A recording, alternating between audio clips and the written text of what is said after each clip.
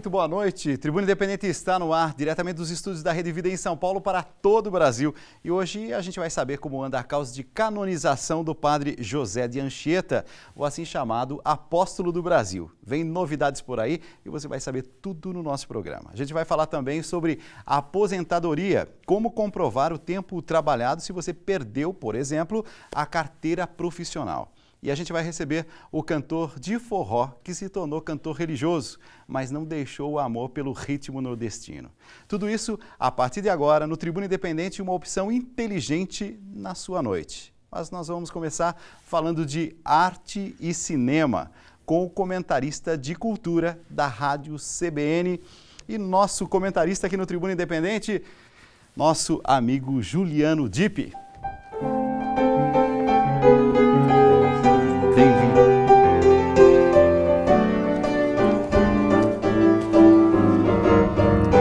Receber Juliano Dipp é sempre bom. Seja muito bem-vindo, muito boa noite. Boa noite, Dalcides. Eu que agradeço, é sempre bom estar aqui. A repercussão da minha última visita foi bem bacana. Acho que esse novo horário o público está gostando, gente sempre entrando em contato para elogiar o programa. Parabéns. É legal que pessoas de todas as partes do Brasil. Falando em todas as partes do Brasil, eu sei que você está especialista em escola de samba de São Paulo. Diz que você visitou absolutamente todas. É verdade, é um trabalho que a gente realiza já há algum tempo lá na CBN. Eu faço isso há 5 anos, mas a rádio sempre fez, porque transmitimos o carnaval pelo rádio, por incrível que possa parecer, né? E aí nos meses de janeiro e fevereiro eu fico indo aos barracões porque a gente monta um material de reportagens especiais sobre os enredos, uma apostila também para conduzir a transmissão e acompanhar de perto, né, através da nossa reportagem, o trabalho das escolas aqui, um trabalho que cada vez fica melhor, mais profissional e esse ano assim com uma expectativa de público muito grande porque estão vendendo ingresso em até 18 vezes aqui no Sambódromo. Então quer dizer, é muita gente de fora que pode vir assistir. 18 vezes é mais do que o carnaval do ano que vem, é isso? Passa o outro carnaval e você não terminou de pagar ainda. O que eu queria também assim saber, porque como a gente está em rede nacional, acho que é importante a gente dar uma visão geral. Vamos para o Recife. O que está acontecendo lá no Recife? Me parece que tem novidades boas por lá, é isso? Exatamente. Nessa sexta-feira e nesse sábado tem a apresentação do espetáculo Clássicos do Circo, dos Parlapatões, lá no Recife. Eles se apresentam semana que vem de novo, mas aí já é outro espetáculo. O Clássicos do Circo é uma peça antiga com a direção do Hugo Pozzolo, que traz exatamente números clássicos de palhaços, né, de artistas circenses. Então, são 3 palhaços, na verdade 4 palhaços, o Hélio, que é o anão, e mais 3 outros palhaços que se dividem em claquetes de humor ali, muito engraçadas. Apresentações nesta sexta-feira e no sábado. Semana que vem, eles continuam em Recife, e aí, quinta, sexta e sábado, com o espetáculo PPP, @williamshakespeare.br. Uma peça também que o Parlapatões fez há 20 anos atrás e voltou a fazer agora com o Hugo Pozzolo, o Bamba e o Raul. Eles recriam 37 textos de Shakespeare em 1 hora de espetáculo. É uma peça que foi trazida para o Brasil pelos Parlapatões, a tradução é da Bárbara Eliodoro, foi refeita aqui em São Paulo com a direção do Emílio de Biasi e é muito engraçado. Não, eles são fantásticos, né? E fazem, Dalcides, como se fazia na época do Shakespeare, ou seja, são 3 homens interpretando vários papéis, inclusive muitas mulheres, como por exemplo uma história de maior sucesso do Shakespeare, Romeu e Julieta. Antigamente eram só homens no teatro. Então aqui fica a nossa recomendação pessoal de Recife que nos acompanha e que está em sintonia com a Rede Vida, já sabe que tem bons espetáculos nesses próximos dias. A gente foi conhecer um pouco como é que está a Madrinha Embriagada. E, na verdade, foi uma super surpresa. A gente fez uma matéria muito legal e quem mostra pra gente agora é o nosso repórter Luiz Henrique Casoni. Vamos acompanhar.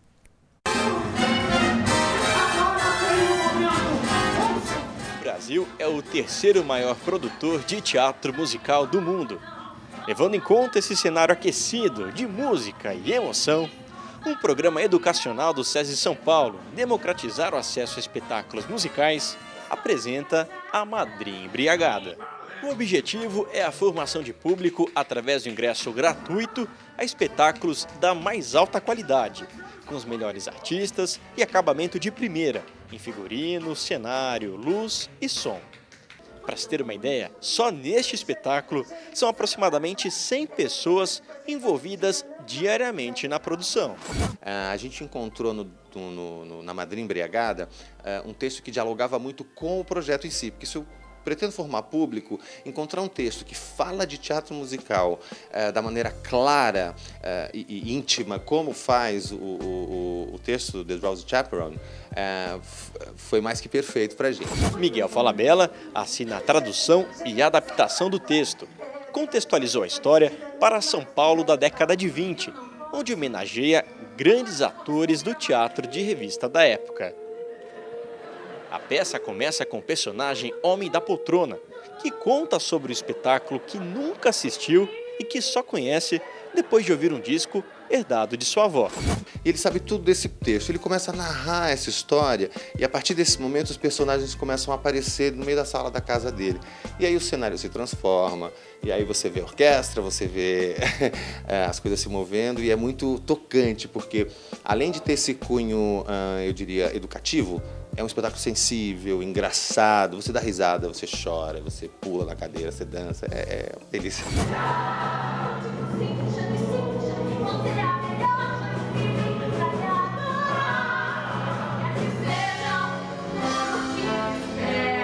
Estela Miranda, a inesquecível Dona Álvara do seriado Toma Lá da Cá da TV Globo, vive o papel da madrinha, personagem principal da história. Olha, ela na realidade ela é uma atriz que está sempre um pouquinho além, assim, uns 2 uísques a mais, mas ela não é bêbada, é uma diferença entre bêbada e embriagada. Ela está sempre um pouquinho assim no ar. É ela que conduz assim a história, ela é a madrinha da noiva que vai se casar, então ela vai dar vários conselhos importantíssimos que uma noiva deve saber. Um musical com qualidade de espetáculo da Broadway e o melhor de tudo, de graça. É o que a Madrinha Embriagada apresenta ao público nesta temporada até junho, aqui no Teatro do SESI, em São Paulo. Os ingressos podem ser reservados pela internet e depois retirados aqui na bilheteria. Muitas vezes os espetáculos são realmente caros, porque eles precisam, né, com todos esses artefatos que necessitam um grande musical. Então você vai ter a chance de assistir um verdadeiro musical da Broadway de graça.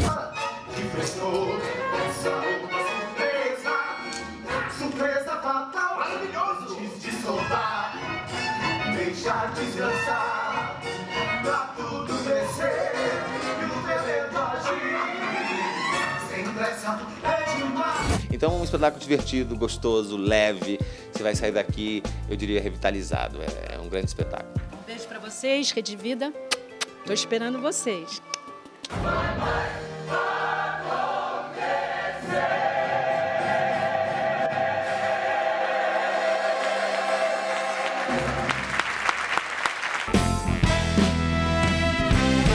Eu falei que a surpresa era boa, mas a surpresa é maravilhosa. É ótima, né? É ótima, é de graça. De graça na Avenida Paulista, quer dizer, de fácil acesso, vários metrôs ali. Ali no Teatro da Fiesp, normalmente os espetáculos são gratuitos, quer dizer, então a população tem acesso. E musical é muito caro normalmente. E de qualidade, né? Muita qualidade. A direção do Falabella, a tradução do Falabella, tem o Luiz Patini, tem uma homenagem às vedetes brasileiras, né? Já que o texto foi trazido, vamos dizer assim, nessa adaptação para São Paulo.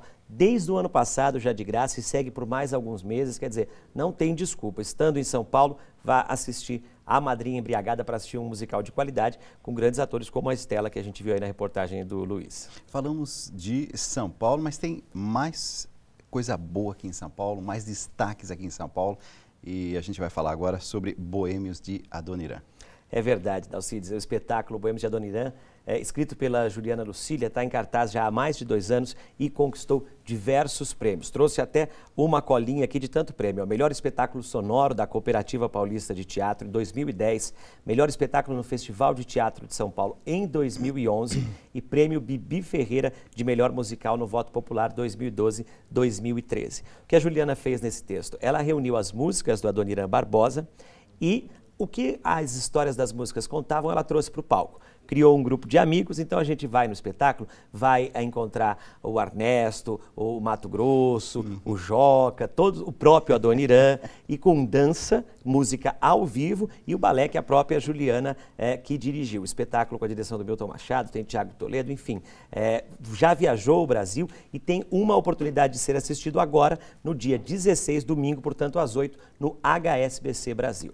Já estou vendo toda uma movimentação também no Rio de Janeiro, com o show de Ney Matogrosso. É verdade, Ney Matogrosso no Teatro Bradesco, Rio de Janeiro. Bom, o Ney é um dos artistas mais versáteis do país, né? Tem toda uma história que ajudou a mudar um pouco da história da música pop e rock aqui, quando ainda fazia parte do grupo Secos e Molhados, né? Saía do teatro e se apresentava pintado, com estilos de canções diferentes, as letras de João Ricardo, musicando poesias de Fernando Pessoa, quer dizer, os Secos e Molhados deixou uma marca. E o Ney, quando deixou o grupo, não deixou por menos, não. Seguiu uma carreira brilhante no que diz respeito também a continuar com aquela irreverência, desde a forma de se vestir, de se portar no palco.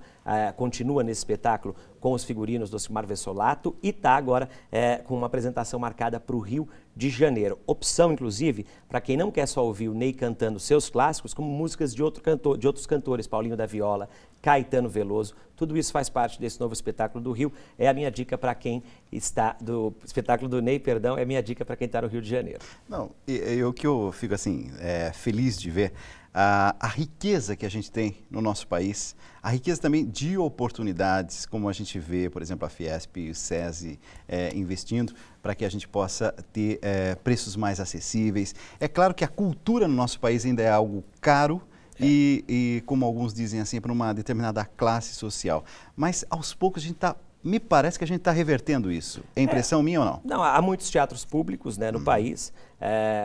Acho que a cultura, o teatro é caro nos dois sentidos da palavra, né? É caro fazer teatro, é caro produzir teatro e também é uma coisa muito cara de se fazer, né?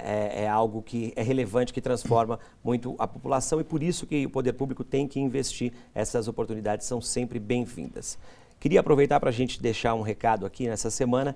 A gente falou de vedete na reportagem da Alcides, perdemos Virginia Lani, uma das maiores vedetes do teatro brasileiro, fez mais de 30 filmes, estourou no Brasil inteiro cantando Sassaricando e viveu prestes a completar 90 anos de idade, morreu, foi velada hoje, nessa sexta-feira, no Rio de Janeiro, sem dúvida uma das maiores vedetes da história do nosso país. Eu fiquei sabendo e quando eu soube, eu disse, mas será que é verdade?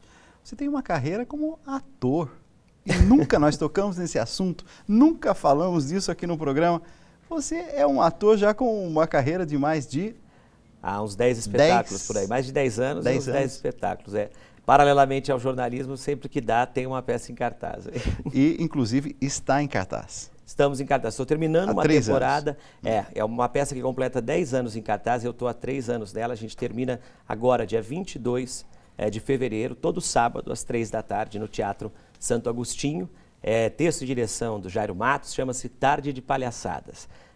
Para dar risada, para levar os seus filhos, as crianças e também para se divertir junto. São números engraçadíssimos, tem o Tadeu Pinheiro, o Fábio Nepo, Roberta Uller, fazendo vários clássicos mesmo, vários números de teatro, vários números de circo, apresentamos até em circo já. Todo sábado, 3 da tarde, aqui no Teatro Santo Agostinho, na Liberdade, Rua Peninos. Pronto. É um dos espetáculos aí. Eu não sabia e estou super feliz. Eu estou feliz com tudo, né? Juliano Dipp traz para a gente todas as semanas as dicas pelo Brasil todo e, ao mesmo tempo, sempre aquele comentário com profundidade. É isso que a gente gosta aqui na Rede Vida. Amigo querido, muito obrigado. Esperamos você na próxima sexta-feira. Obrigado, Dalcides. Sexta que vem a gente está aqui de volta.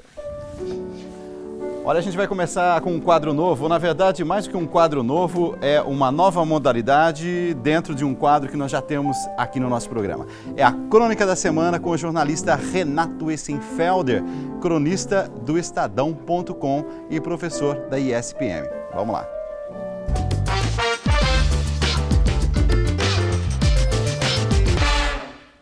Na semana passada, um homem foi impedido de trabalhar de bermuda e decidiu trabalhar vestindo saia. É verão no Rio de Janeiro, as sombras da cidade borbulham. Nas ruas os homens andam sem camisa, as mulheres suam em vestidos curtos. A praia se abre aos corpos seminus, mas no escritório o homem é impedido de trabalhar de bermuda. Eu não entendo de moda, muito menos de bermudas. Não sei avaliar quantos negócios seriam perdidos se subitamente todos os funcionários de escritórios de norte a sul do país usassem bermudas. Em São Paulo, o Tribunal de Justiça dispensou os advogados do uso de terno e gravata. Não se teve notícia de mais ou menos caos processual após a medida. O verão é cruel com as formalidades. O verão é cruel com a pompa e a circunstância, com o terno e a gravata, recepção de casamento, festa de debutante. Mesmo um singelo beijo no rosto, um aperto de mão, qualquer aproximação é cautelosa. Estamos sempre suados, úmidos, flutuando numa névoa grossa de calor sem fim. No inverno, o amor é mais generoso, mas o inverno não chega. E cansado de tanto tempo seco e quente, decidi me desfazer de todas as coisas pesadas. Eu nem sei, aliás, se houve inverno um dia, se existiu qualquer estação que não fosse esta, o verão, escaldante, seco, infatigável verão. Contra o verão, eu investi numa faxina. Primeiro os armários, de onde tirei sacos e sacos de roupas para doar. Ternos, agasalhos, pijamas, camisas, gravatas, meias, luvas, depois mantas, cobertores, roupões. Tudo que era quente, calórico, tudo que inspirava calor num calor desnecessário, eu quis ver longe de casa. Como se isso de alguma maneira pudesse amenizar o meu calor. Mas a temperatura continuou batendo recordes. A casa ardia como asfalto mole, tremulando em ondas de calor. Então eu estendi a faxina aos móveis, à marcenaria. Eu doei a minha estante, sofá, cadeiras, queria ver a casa nua, livre, entregue ao vento. Mas o calor não passava. Até nos meus sonhos, o calor que eu sonhava me assombrava. Dormia mal. No meio da noite eu levantava, acordava cansado, sem saber se havia dormido ou não. O ar seco, áspero, rasgava a minha garganta. Até o meu sotaque curitibano derreteu na abrasão paulistana. Eu não falo mais leite quente com esse E bem pronunciado. Eu evito até pensar na palavra quente. No calor acontecem as maiores barbaridades. O sol abrasa a pele, a casa e a alma. O calor se entranha na gente. Cronifica, como se fosse um mal qualquer. É difícil pensar no calor. É difícil pensar em qualquer coisa que não seja nele mesmo, o calor. Qualquer conversa de elevador se torna custosa. É difícil amar no verão. No metrô lotado, o olhar do passageiro flutua sem direção. A qualquer pergunta, a resposta é igual: estou derretendo. Tudo derrete. O raciocínio, a disposição, a cordialidade. Ninguém mais dá bom dia, ninguém me oferece boa noite. Eu ouço apenas uns muxoxos resignados. Está quente, como está quente. Eu acho que o calor embrutece. Os moradores de rua cozinham à sombra. Eu tenho pena. Pessoas comuns, pacatas, pregam a violência. Sob a maior onda de calor da história, o Brasil enlouquece. E o maior apagão acontece dentro da gente. É isso aí, a crônica do comentarista, do colunista do Estadão.com, Renato Essenfelder. E falando sobre uma coisa que todos nós estamos sentindo, esse calor todo que parece tomar conta de tudo, dos nossos pensamentos, das nossas emoções, do coração. Mas olha, quando o assunto é sério, não há calor que faça com que a gente se distraia. A aposentadoria, por exemplo, assunto sério. É sobre isso que a gente vai conversar agora. Vamos lá.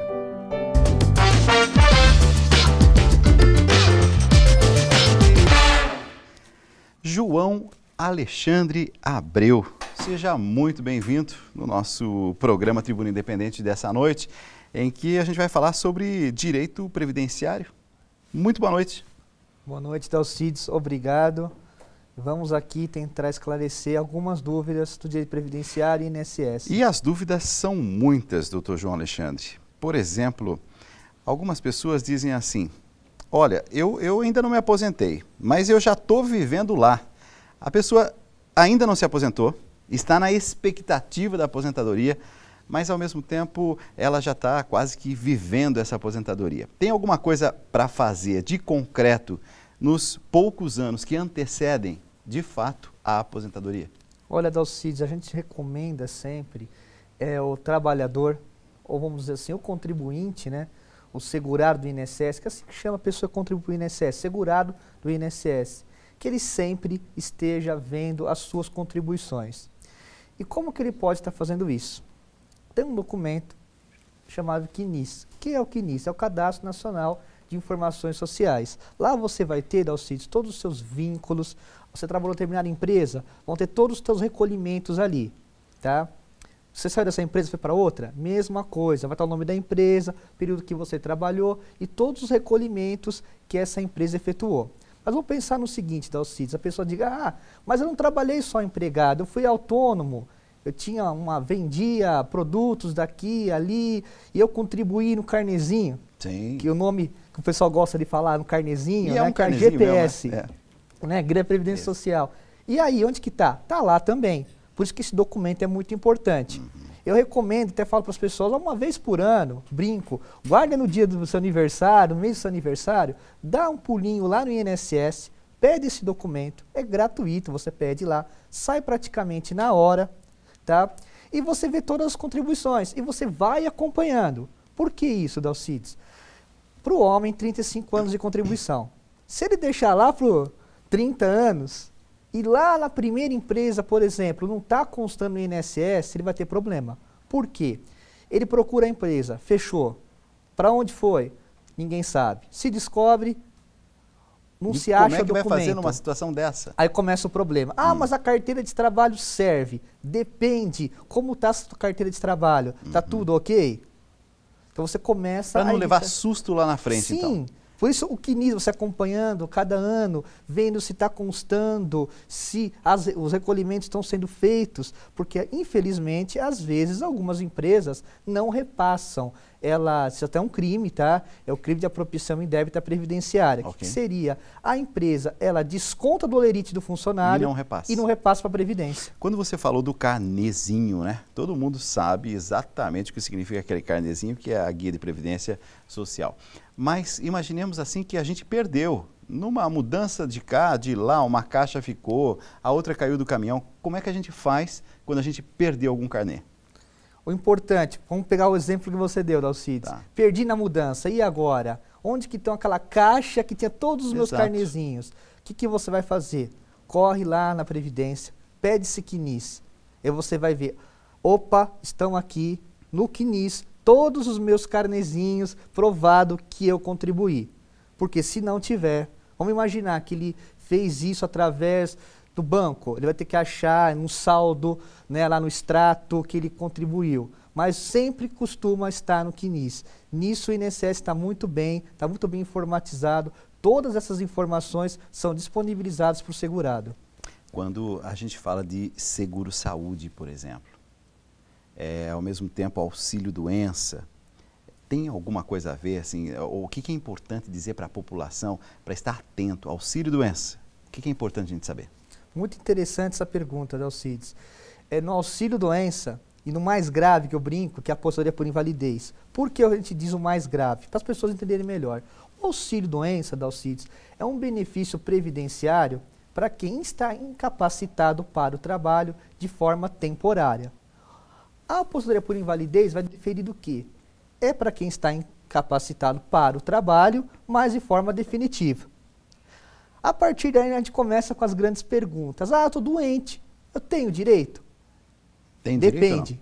Direito, A tua doença incapacita para o trabalho? Se a resposta for sim, você está com o direito. Aí vamos ver se é uma incapacidade temporária ou permanente. As pessoas confundem que está doente tem direito ao benefício. Tanto que eu costumo falar, não é a doença que determina, e sim se há a incapacidade. Então eu te falo, não é benefícios por doença, mas sim benefícios por incapacidade. A gente colocou nas redes sociais e eu percebi que várias pessoas fizeram perguntas, questões. Inclusive, o Luiz Carlos Munhoz, de Brasília, fez uma pergunta, mas sinceramente eu não ouvi falar nada disso. Mas ele diz assim, agora o que está em discussão no Supremo Tribunal Federal é a desaposentadoria ou troca de aposentadoria. O que significa isso? Vamos lá, Dalcides. Para nós, advogados previdenciários, né, como diz o ditado, o boom do momento. O que seria a desaposentação? Falamos bastante do aposentado, agora vamos falar do aposentado que retorna ao trabalho. Infelizmente, muitos segurados, vamos dizer agora no caso aposentados, são obrigados a retornar ao trabalho. E retornar ao trabalho, Dalcides, eles vão contribuir. Por incrível que pareça, o aposentado é segurado obrigatório. Ah, mas já aposentei. Não, você vai trabalhar com carteira assinada, você vai ter ali o seu desconto do INSS. O que acontece, Dalcides? Até 95 você havia o pecúlio. Rapidamente falando sobre isso, que era, você contribuía e depois era devolvido, mais ou menos como uma atualização da poupança, ele era devolvido. Okay. Em 95 acaba o pecúlio. Aí foi se criando a desaposentação, em cima de indagações. Olha, eu estou contribuindo, mas o que eu tenho de retorno? Como disse o ministro Marco Aurélio num voto, num recurso extraordinário lá no Supremo, o aposentado é obrigado a voltar ao trabalho, não desfruta do ócio, e retornando, nada tem ou quase nada. Por que quase nada, Dalcides? Ele vai ter só direito à reabilitação profissional e, em alguns casos, atendidos os requisitos legais, auxílio família, praticamente nada. Aí foi-se criada essa tese da desaposentação. Vamos pegar todas as contribuições do aposentado que ele fez pós a primeira aposentadoria, vamos fazer um cálculo, refazer e pedir uma nova aposentadoria. Muitas pessoas falam troca de aposentadoria, porque ele vai no posto do INSS, vai ser negado. De forma administrativa, o INSS não concede. Ele entra com a ação na justiça, e ele sendo concedido na justiça, a primeira é cancelada e automaticamente vem a primeira, sempre mais vantajosa. Então seria isso a aposentadoria. Eu renuncio, não desisto, não faço revisão, eu renuncio a primeira por uma nova mais vantajosa, mais benéfica. Por exemplo, hoje eu ganho 1.500. Com a nova, vai para 3.500. Então, eu vou ficar com a nova. Quando a gente fala de aposentadoria, a gente, na verdade, está falando, se eu não estou enganado, né, daquilo que eu vejo, é de uma grande crise que a gente vive enquanto país. Tanto assim que eu não me encontro com nenhum aposentado que diga, nossa, como está bem. Não, há um temor, um medo de chegar à aposentadoria, porque se ele começar com 10 salários mínimos, depois a correção já não é correspondente, e ele vai percebendo que passados alguns anos também ele já está com uma renda insuficiente, se é que a primeira foi suficiente. Tem alguma perspectiva naquilo que é assim, o campo jurídico? O que você vislumbra na questão aposentadoria daqui para frente? Pegando, Dalcides, essa pergunta, a gente vai lá para o começo, na natureza da aposentadoria. Nós vamos ter a Previdência Social. O que são os benefícios previdenciários? Manter o mínimo necessário. Mas por que isso, manter o mínimo necessário? Vamos pegar um exemplo. Você tem um salário, R$10.000, ok? Então você está ali naquele salário, R$10.000, um bom emprego, um padrão de vida. Esse padrão de vida de R$10.000. Aí você aposenta. E você nessa ilusão que é R$10.000. O teto no INSS está em torno de R$4.350. Então, hoje você está recebendo seu último salário. Em março, por exemplo, você aposentou. Você de 10 mil cai para 4.350. Então, isso é o máximo. É o máximo. É o máximo. Não tem mais. Tá? Se você quer receber um benefício previdenciário, esse é o teto. Se você não se preparou para esse momento, quer dizer, o seu orçamento já está menos da metade. Sim, teu padrão de vida cai. Aí o que a gente fala, eu quero manter o padrão de vida. Você vai para uma previdência complementar. O que você vai fazer? Procurar um banco. Ou você, no seu trabalho, tem uma entidade, né, vamos dizer assim, um fundo de pensão. Muitos aqui devem já até conhecer, que é disponibilizado na empresa. Aí sim, vai complementar. Aí você fecha um contrato, né, em tua empresa, ou no banco, né, sendo um contrato particular, para complementar. Você fala, olha, eu quero continuar com o meu padrão de R$10.000. Então eu vou complementar essa diferença. Quanto que eu preciso contribuir, por exemplo, ou então aplicar, né? Na verdade é quase que uma aplicação desse dinheiro, que você deixa no banco e com a aposentadoria, chegando à sua aposentadoria, você vai ter mensalmente uma entrada considerada, entre aspas, uma entrada complementar ou então uma entrada extra. É isso? Isso. Isso é bem importante passar, que as pessoas, por exemplo, vou ganhar esse exemplo, R$10.000. Ela recebe R$10.000 e ela pega o holerite e vê contribuição. Só que ela não sabe em cima do que está aquilo. Então, aquela alíquota de 11%, que a alíquota de 11%, foi descontado em cima do teto, não em cima dos R$10.000. Então, por isso que o teto do benefício dele, seja qual for, nós vamos falar da aposentadoria, vai ser R$4.350. Você trabalhou numa determinada empresa durante, sei lá, 3 anos. E de repente você tem a receber R$10.000. Se você fosse demitido, mas você não foi demitido, você pediu as contas, como a gente costuma dizer. Esse dinheiro você não tem acesso, ele está lá guardado. Passados muitos anos, você vai se aposentar, você então vai fazer o resgate desse dinheiro. Quando você se despediu daquela empresa e partiu para outra, você vai receber.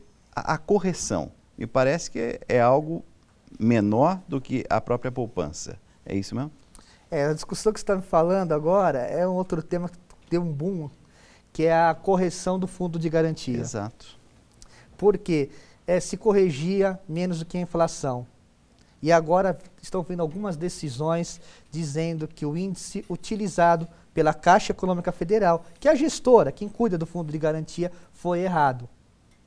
Então, trabalhadores em 1999, você tem uma ideia, a 2013, que trabalhadores? Todos com carteira assinada que tinham o fundo de garantia. Okay. Você imagina a gama de trabalhadores no Brasil inteiro vão ter direito a essas revisões, tá, do fundo de garantia. Já tivemos aí algumas decisões, principalmente do Tribunal da 4ª Região, que é ali da região sul, favoráveis aos trabalhadores. Quando a gente fala, por exemplo, sobre todas as preocupações que a gente tem a respeito de direito previdenciário, a gente sabe que são questões que fazem parte do nosso dia a dia, mesmo que a gente toque pouco nesse assunto. Quais são as principais dúvidas que as pessoas têm em relação a direito previdenciário? Uma delas, por exemplo, que é bom esclarecer nessa noite. Uma que eu colocaria aqui, importante, é uma confusão que se faz, Dalcides, com benefício assistencial, que nem que a Previdência ela é gestora, tá? Mas é da assistência social, que é o LOAS. Tá? O nome é esse, né? É porque as pessoas deram um apelido a ele, mas o correto é benefício de prestação continuada. Okay. Tá? E o que é esse benefício? Só explicar para as pessoas que confundem muito isso. É um benefício para pessoas pobres. Por quê? Para você ter uma ideia, a renda per capita familiar não pode ser superior a 1/4 do salário mínimo. Ok? E ter idade, 60 a 65 anos. 60 para a mulher, 65 para o homem. O que acontece? As pessoas, às vezes, acabam conseguindo esse benefício assistencial e confundem isso com aposentadoria por idade. Qual que é a diferença? Esse benefício assistencial, como eu falei, a pessoa tem que ser pobre, né, renda per capita de 1/4 do salário mínimo. Claro. Também é de um salário mínimo, ponto. Não tem menos nem mais, é um salário mínimo. A aposentadoria por idade é uma grande diferença. Você não precisa ser pobre, você tem que ter direito. Qual que é o direito? 60 anos de idade para a mulher, 65 anos de idade, caso o homem. E, vamos falar aqui de tabela 142, mas quem não está dentro da tabela do artigo 142, 15 anos. Falo isso porque, o doutor falou que são 15 anos, mas a mãe se aposentou com 10. Porque teve uma tabela que pessoas poderiam se aposentar com 5 até 14 anos, Dalcides. Tá. Porque a lei antiga era de 5 anos, tá? Saindo dessa tabela, é 15 anos, tá? E o que acontece? As pessoas confundem. Aí, ela chega no final do ano, poxa, eu não recebi 13º, ela tem esse LOAS. A minha parente recebe. Outra coisa. Ela acha que é apostada por idade, até que ela descobre que é LOAS. Entendi. E qual que é o outro problema também? A aposentadoria por idade, a pessoa vem falecer. Ela vai deixar a pensão para o cônjuge sobrevivente, para o marido, para a esposa que sobrevive. Para o LOAS, não. Morreu, acabou. São muitas as questões, as perguntas. Já percebi que quando colocamos nas redes sociais, as pessoas querem saber, porque fazem parte justamente de questões do nosso dia a dia. O Paulo tem questões e perguntas de telespectadores. Vamos lá, Paulo. Exatamente, Dalcides. Temos algumas perguntas. Você que participa através das redes sociais, do facebook.com/redevida. Temos aqui o Lindoberto, de BH, e ele pergunta, ele está, na verdade, citando um fato antes, alguns países aumentaram a idade mínima da aposentadoria nos últimos anos, recentemente. Alguma chance disso ocorrer no Brasil também, devido à maior expectativa de vida? Paulo, né?